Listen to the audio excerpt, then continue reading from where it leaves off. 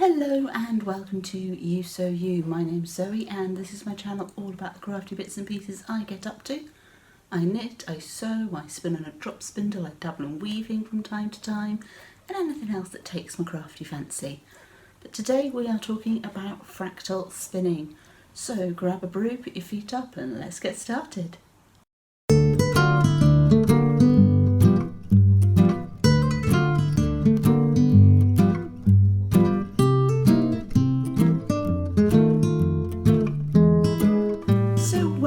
Welcome back to any returning viewers, and to any new viewers a very warm welcome to you. Now, as I mentioned in the intro to this video, I'm talking about fractal spinning today. A little while ago I made a video about how I was preparing some fibre to do a 2-ply fractal spin on a drop spindle. So I'll link that to the place where the iCards go for you to go and have a look if you've not seen it already, or to refresh your memory as to what it was I was doing. Now I have now reached the point where I have spun up all of that fibre, so that 100 grams of fibre.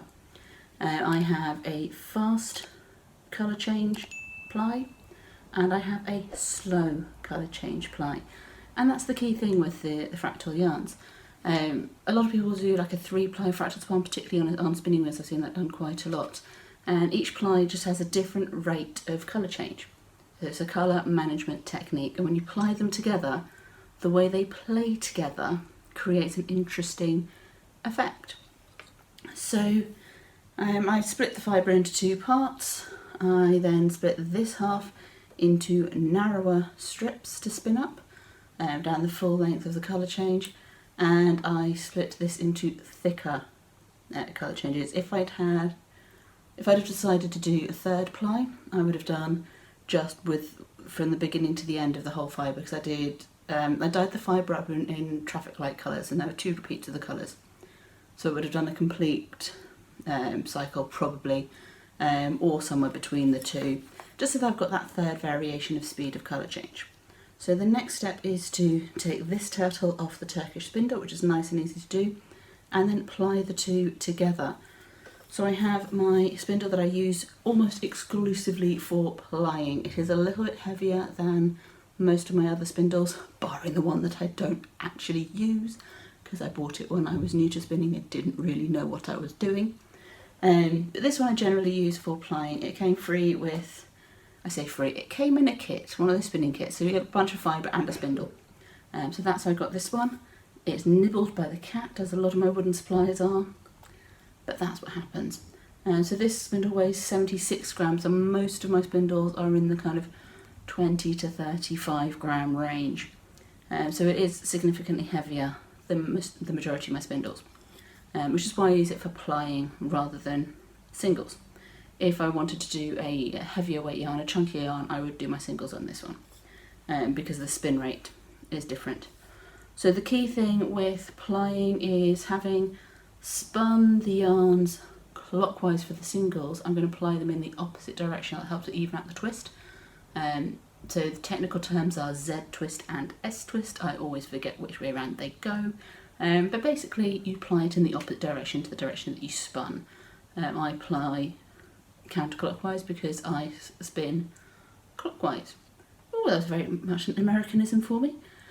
For those of you in the UK, I do of course mean anti-clockwise when I say counterclockwise. I mean, I know most people are familiar with the Americanised term, but yeah. So that's what I'm up to. Now you can ply directly from the turtles. It is possible to do a 2-ply from one turtle. So you take the thread from inside, or the yarn from inside and outside, and ply them together. I'm obviously using 2 turtles. It is possible to ply from the 2 turtles as they are, which is what I'll be doing today. I do sometimes turn them into a plying ball, just because it can be a bit easier to manage when you've only got 2 hands. That just basically means that you wind the 2 singles together into a ball before you start plying. I'm not going to do that because of the colour management thing. I want to be surprised when I ply it up effectively. Whereas if I wind up into a plying ball, I'd have some sense of what the finished yarn looks like before I actually ply it. So that's why I'm choosing to do it from the turtles. I will be popping my turtles into a container just sort of slightly behind me and to my left as I ply, just to sort of keep them out of the way, and we'll see how they go. I mean, I may well end up moving it onto the floor, we'll see how it goes. I do sometimes do that. So yeah, so that's that, and let's get to plying. I'm going to do this on a time lapse, or at least some of it on a time lapse. I probably won't show you the whole thing because but I'll come back to you once it's all plied up. And once you've seen a little bit of it, you kind of get the idea, so I don't need to show you the whole plying. It's the same from start to finish. I do try and ply in one go. That's personal preference. It is absolutely possible to put it down and go and do other things and come back to it. I have done that too, and we'll see how the day goes. I may have to do that at various points today. Deliveries and things, and housework. So yeah, so I will get some time lapse going of me plying, just for a bit, and then I'll come back to you once it's fully plied up, wind it off onto my niddy noddy and show you the finished yarn. Okay, so see you in a bit.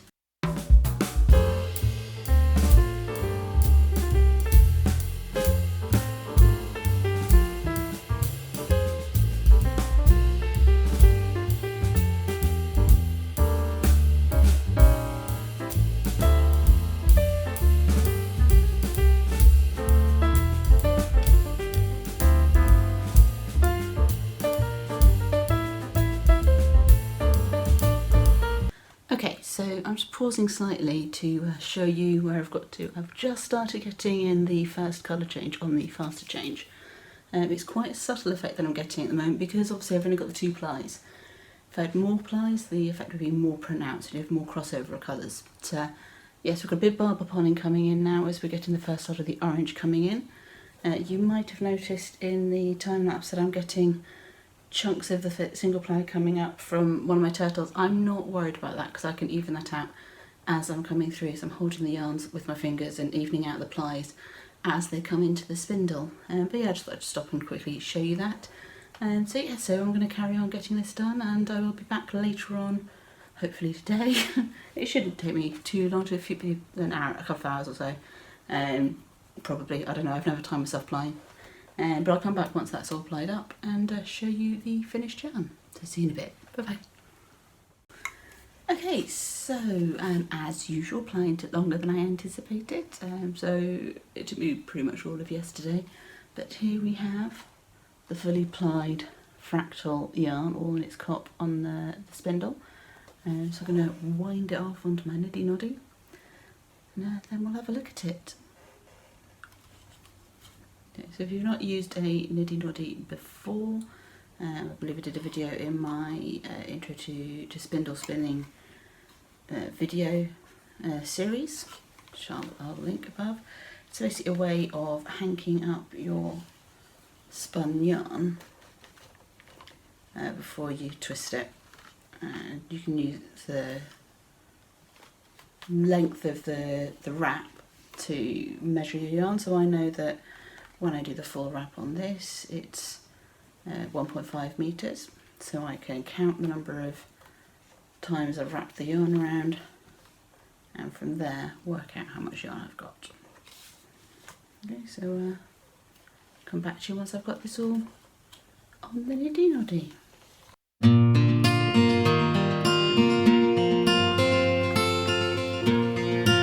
actually going to put the spindle between my feet to do this because I think that might be a little easier.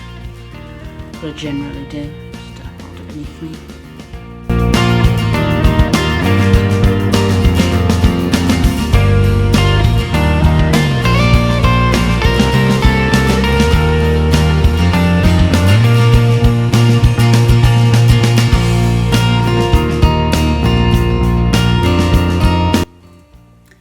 So it's all on the niddy noddy. If I just hold it a little bit nearer for you to see how the colour is playing together.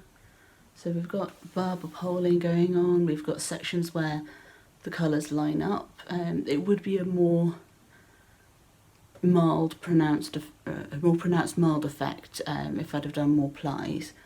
As I say, I've seen it done 3 ply before, but it's an awful lot of fun. So yeah, the more colours in there, the more play there's going to be with the colours.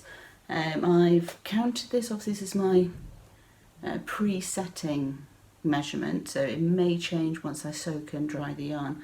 And sometimes it puffs up and gets to be a slightly heavier weight, and sometimes it'll then, as it puffs up, it'll reduce the length of the loops that are going around the hank. So I have about 217, 218-ish meters on here for about 100 grams. I do find that when I hand spin, my yardage comes up much shorter than commercial yarn of the same grams weight, and that'll be to do with the amount of twist I'm putting in the yarn. So if the fibres are more densely packed together, you're going to get less yardage. That's why I tend to do 2 plies to preserve a bit of yardage. It's currently, before setting, coming up at 16 wraps per inch, which is sometimes called 3 ply. Just to confuse you, there's only 2 plies.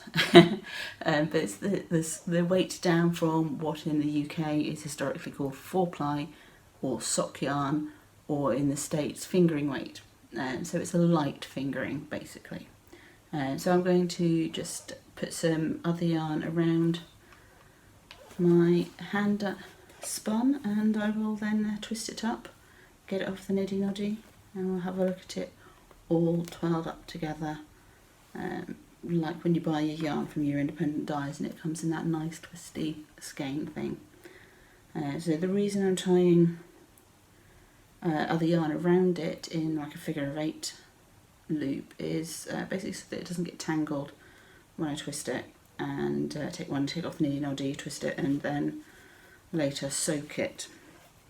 So it's just a way of trying to keep the yarn in order. So I put 3 on,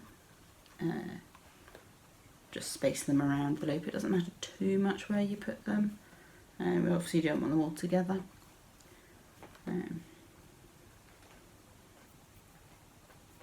But I try and balance them out a bit, just sort of thinking about where the yarn has been wound around and where the length is going to be.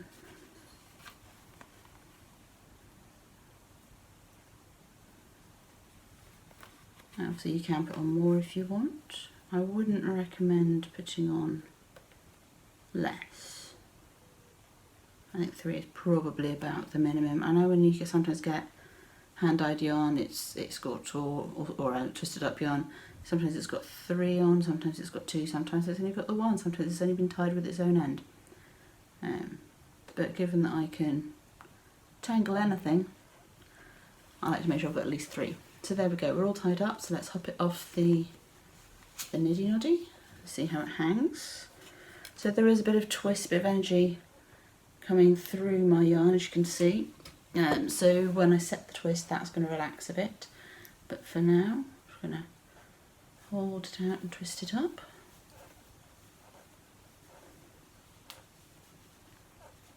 Oh, it's not the neatest twist.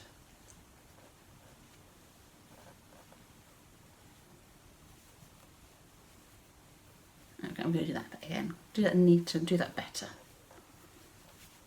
And without cutting off the circulation in my finger when I'm trying to twist them together, because that would be bad. That's better. So you can see it's all twisting together. Yes, we've got some loose ends there and things bouncing back themselves. I'm not too worried about that because I've got the loops on, so that will stop them getting all tangled.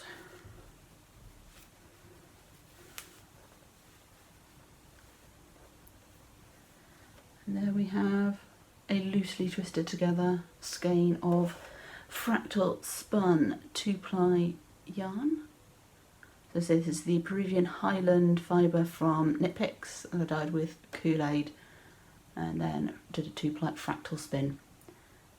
So there we go. So I just need to get that set. So I will obviously open it up into the big loop first before I soak it. Then I'll soak it in some water for a while, some sort of lukewarm water with a bit of wool wash, because that's just how I do it. Once I soak for a bit, I'll take it out, squeeze it out the same as you would with a hand knit, and then hang it to dry. If there's still a bit of that excess twist in it, I tend to put a wooden coat hanger on the bottom just to even it out as it dries. And then I will obviously remeasure it before I knit anything up in it, so I know how much I've got, but it's not going to change too much. I might lose a metre or 2, and it might get a little bit puffier and be more of a true fingering to sport weight rather than light fingering to fingering. I did measure the weight in like 3 places, but there's always variation with hand spun. That's part of the joy of it, in my opinion. Okay, so that's all I have for you today with the Fractal spin. Obviously you will see this yarn again when I talk about things that I've done through Tour de Fleece and through podcasts and what have you. But other than that, I say that's this week's video. I aim to put a video up every weekend, so usually Saturday or Sunday. Sometimes it's focusing on a particular project, like this video. Sometimes it's more of a project based, this is how I make something. Sometimes it's a bit of people just waffling at the camera, telling you about stuff, and once a month there is a podcasty or what I've been making the previous month video. So like, subscribe and ding the bell to get notifications whenever I upload a video. As I say, it's usually Saturdays or Sundays, but you never know, there might be a bonus one in there somewhere. And until next time, happy crafting and bye bye for now.